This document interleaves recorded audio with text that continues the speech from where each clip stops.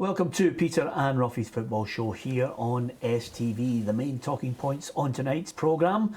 Ray McKinnon is the new manager of Dundee United. Gordon Strachan names the Rangers duo Lee Wallace and Barry Mackay in his Scotland squad. And Ronnie Dyler says he hopes the fans will remember him for the trophies and not being a complete disaster. We'll be talking about these three characters in this programme. Alan Ruff is alongside me, Peter Martin, and I'm delighted to say, hopefully not for the last time, our boot-room guest is Hamilton's Ziggy Gordon. I say that with a heavy heart, Ruffy, because when you're out of contract, who knows where you could end up. Yes, and it's that time of year, and Ziggy will be hoping that the telephone will be ringing and he'll get a chance to join a big club. Yep, is it with a heavy heart? I know you waved goodbye to the Hamilton fans. You've been there such a long time, Ziggy. No, of course. I've always been indebted to them for what they've done for me. You know, every young player just wants an opportunity to show what you can do and showcase your talents. And I was lucky enough, you know, at 17 that they saw potential in me. And since then, I've never looked back. And now I'm 23, and I just felt that it was a time to move on and develop. Obviously, you're out of contract. It's the perfect time to look maybe closer to home, possibly further afield. Already Dundee are in the mix. What can you tell us? I can't tell you much. Good try, but it was worth it. I mean, are they one of a number of clubs that are interested? Right now, I'm just waiting to the end of the season and looking at all my options. I feel that, you know, I've done my absolute best every time I've worn an Aki's shirt, and I like to think that, you know, there's teams out there that I've admired that. But right now, I've still got one game to go, so it's still business. Yeah, I think from that point of view, Ruffy, you know, whether it's a Dundee or any other Scottish Premier League club or all the other English clubs, there's a period where I think especially if you're out of contract, you just need to hold your nerve. Yeah, but as far as Ziggy's concerned, I mean, he's did his turn, you know, and he sat there and watched lots of players leaving and lots of players moving on to bigger things. And like any other footballer, you want a chance. You want a chance to experience what it's like to be with another club. Sometimes I think you can tie yourself down too long to a particular club, but not. I think he's done everything right, and he'll be hoping he can follow in the footsteps of, I would say, nearly every player that's left Hamilton. Yeah, absolutely. And of course, Ruffy, that'll be Ziggy and Michael McGovern trying to hold their nerve over the summer, waiting for the right club to come in. Yeah, Michael's got a chance to showcase himself in the Euros, and he's a fantastic goalkeeper. I'm sure he will do well when he goes out there. When he had him in the show, I mean, he knows exactly what he's got to do, and I'm sure with the performances that he's put in this year and other years that there will be clubs if he's leaving. Yeah, would have been nice to finish off with a win last night. Didn't quite go according to plan. No, it didn't, but that seems to be the story of our season so far. You know, we played really well. We have chances, but we just don't have that, you know, that end product. But that just, you know, if you don't create the chances, then there's something to be worried about. You know, we're creating chances, but we're just not putting them away. And you know, it was a slack goal that we conceded. But, you know, I've got full confidence in that team. Whoever stays, you know, are going to have a good season next season. I've got absolutely no doubt about that. They've got a good manager, they've got good staff, good players, good bunch of boys. So I'm very confident in them. Yeah, and I think is there an air of real satisfaction in the group because, you know, I thought you would be in the playoffs. I'm not going to hate, not going to shirk away from it. Whereas Ruffy, no, you thought we were going to get relegated. Yeah, actually. No, I actually thought Partick Thistle were going to get relegated, but I had you in the playoffs. It looked nervy for a period, but again, you guys rallied, you know, and started to get results. And there's no point in shirking away from it. Martin must have felt the pressure. No doubt. I mean, it's his first year, you know, the gaffer, it's his first year in charge, you know, first full year in charge. It was difficult when Alex Neil left because, you know, a lot of things changed, you know, players left as well. So it was difficult for him, but this is his first full season as manager. People need to remember that. He was a player last season, and no, all credit to him. He's taken the pressure. He's always, you know, soaked off the pressure from the boys and made sure that he was the person that took the slack and not us, which, you know, really helped when, quite honestly, sometimes it was our own fault for poor performances. I don't think anyone will shake off responsibility for that. But no, he's stayed by every player and gives all the boys confidence to go and play. And, you know, all credit to him. And I've got no doubt he'll have a successful managing career. And, you know, he's still I think, got a few years of playing. It's a good point that Ziggy makes. We had a chat with Martin at the weekend as well. Satisfaction for staying up and maybe a chance now to go into his second season and develop Martin Canning's Hamilton Accies team. Yeah, and he'll need backing. You know, Ziggy's already spoke about leaving, and the goalkeeper leaving, and might be others leaving as well. So he's in the unfortunate circumstance where he might have to build his own team, and that sometimes can be a good thing. You know, if you want to identify players that you want to bring to the club, but he's got to be helped by the owners, and we know the owners have backed every manager that they've had right till the end. So I'm sure Hamilton will have a good season next year, but it's going to be a tough one to attract the right players. Okay, we're going to talk about Ray McKinnon in a minute, Ruffy, but of the other results last night, let's have a look at them to see where Hamilton fit in the Premiership scores. Lost 1-0 at home to Inverness. Dundee shared the spoils with Kilmarnock 1-1. Good fifth place finish for Motherwell, a 3-1 win at Ross County. And St Johnstone, Ruffy, 2-1 winners over Celtic. It was calamitous at the back, to say the least. Yeah. First of all, to the positive, Lee Griffiths getting his 40th of the season. I think that's great for him. He's been superb this season. Yeah, I thought it was great. Everybody loves seeing people get records, and I loved the way he celebrated it, went behind the goal and got his wee kid to come down. It's just great viewing, and that's what he is. He's a fan's favourite, and with things like that and scoring that many goals, you know, he will be if he continues to do it. Yeah, Ronnie Dyler was speaking to the assembled members of the press today. First of all, somebody obviously asked him how he'd like to be remembered from his time in charge of Celtic. What he remembers is the trophies in the end. That will always stand there, and that will always be in the history books, and that's good. And also my name that has been a Celtic manager. And then someone will think that was a great guy, and he did everything, and he had some success and some issues, and others will think that this was a complete disaster, and should be done better. He doesn't want to be remembered as a complete disaster.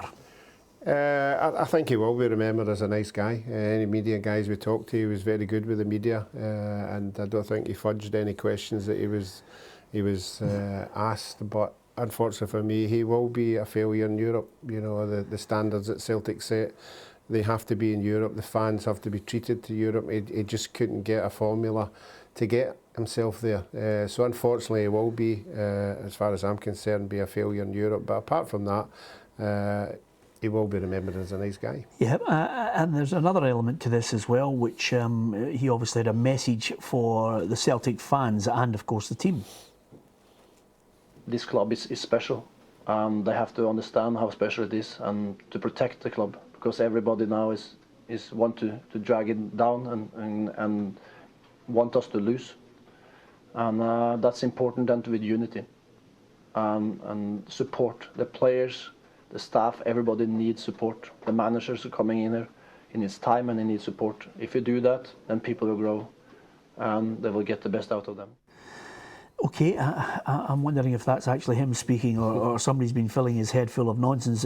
Not everybody wants to drag Celtic down, or indeed everybody doesn't want them to lose. Ziggy wants them to lose because he's playing for the opposition. Yeah, and everybody likes to knock the big team. Everybody likes to knock a successful team. I think for a while it was Man United. You know, everybody just liked to see them falling in their face. And you're with a big club, you know, that's something you have to handle. And I think that's one of the things that he's not been able to handle. He's not been able to handle the criticism because he's never been with a big club, you know, and sometimes he felt very difficult to handle it. I mean, Alex Ferguson always had the siege mentality up at Aberdeen, you know, and that worked for him.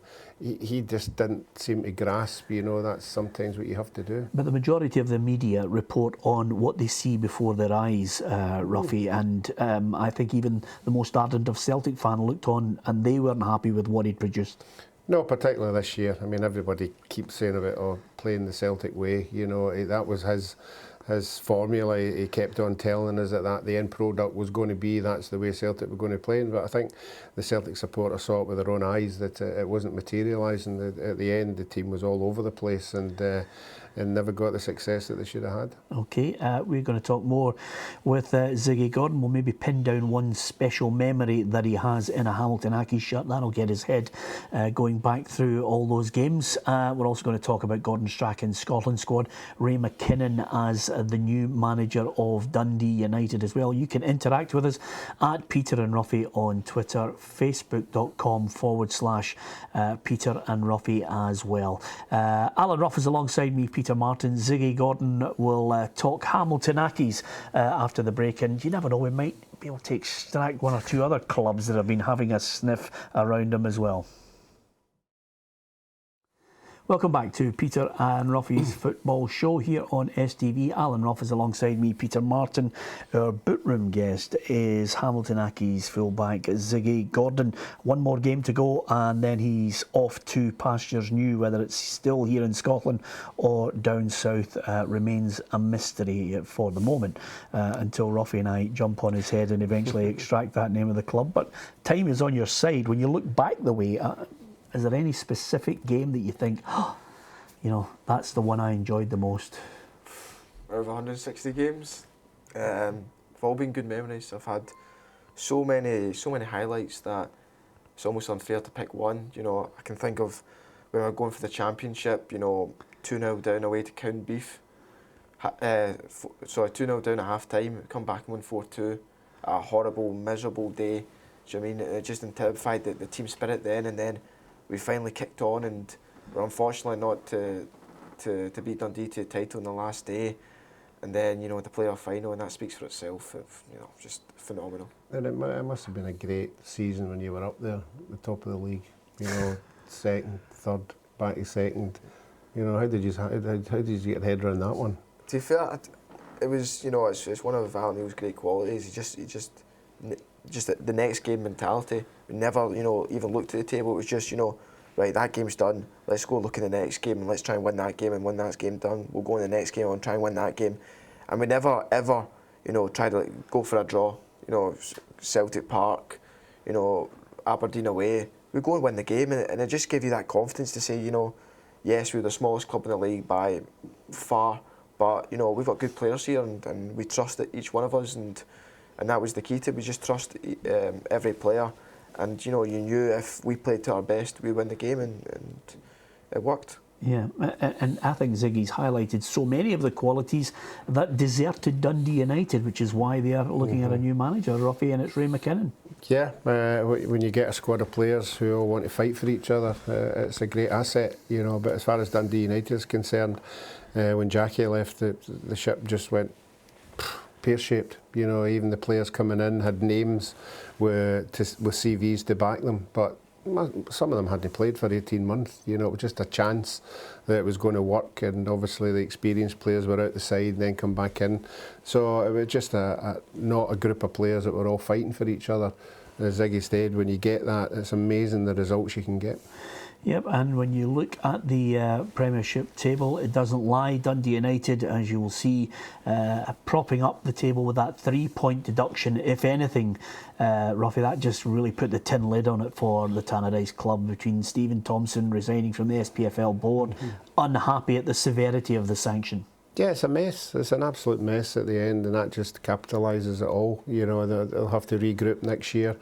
Obviously, a new guy coming in there, and it remains to be seen whether the owner is going to be there. I think the best thing would be if he stepped aside. He's already muted that he would like to do that, and I'm sure there's enough people up in Dundee United would want to grab the reins up there. I think it just needs a complete and utter just wipe everything out and start again. Yep, okay. Another club who've revealed some interesting plans, Aberdeen. They've got plans for a new stadium as well. The warning from Stuart Milne here, Ruffy, is basically if they don't get them passed, then, you know, Derek McInnes might look to think of pastures new and another job somewhere else.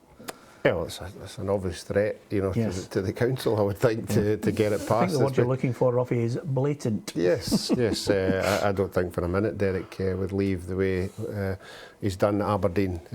He's taken them to second place, and I think he'll be wanting to build on that. It'd be great if they did get a new stadium. I don't see what all the hassle's about up there. You know, a team up there who everybody in that area wants to support, so why not get behind them, give them a stadium worthy of the team, and hopefully they can grow and grow. Yep, Jayden, I think, at Stockley already signed a pre-contract with Aberdeen. One other boy that I wanted to get your thoughts on, Ruffy, is re-signed for Thistle. David Amu has signed a deal as well. Yeah, he came in last year, took him a wee while to settle in a wide position, but after he settled, he's at a good end of the season, and he want to grow on next year, and I'm sure Alan will want to tie up as many players as possible, because we're led to believe that there are players leaving again at Partick Thistle, so he'll have to rebuild. But I think, again, as I keep saying, with the board that's there, you know, they'll give them every backing possible to achieve maybe top 6 next year. This Sunday is the Scottish Football Writers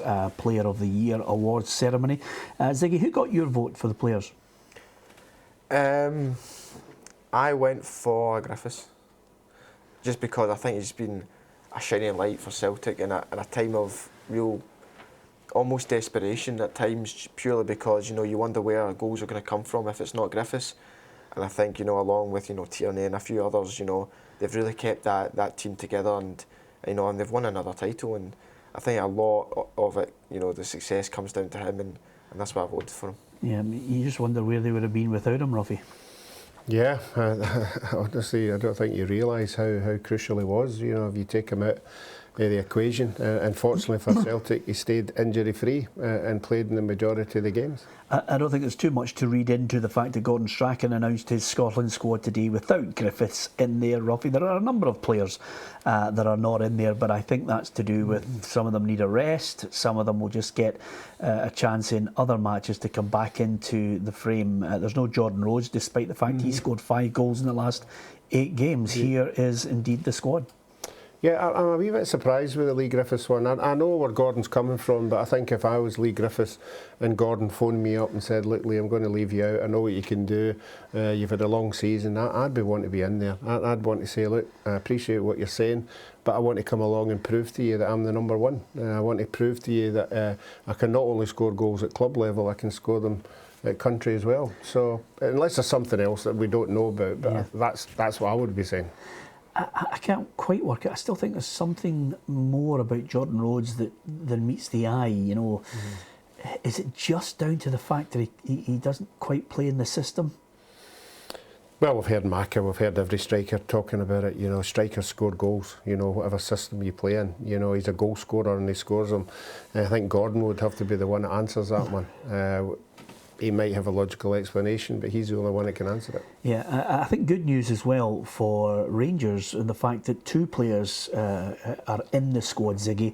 One of them, Lee Wallace, tremendous respect for him. He won the Championship Player of the Year. He's back in there after quite a long absence.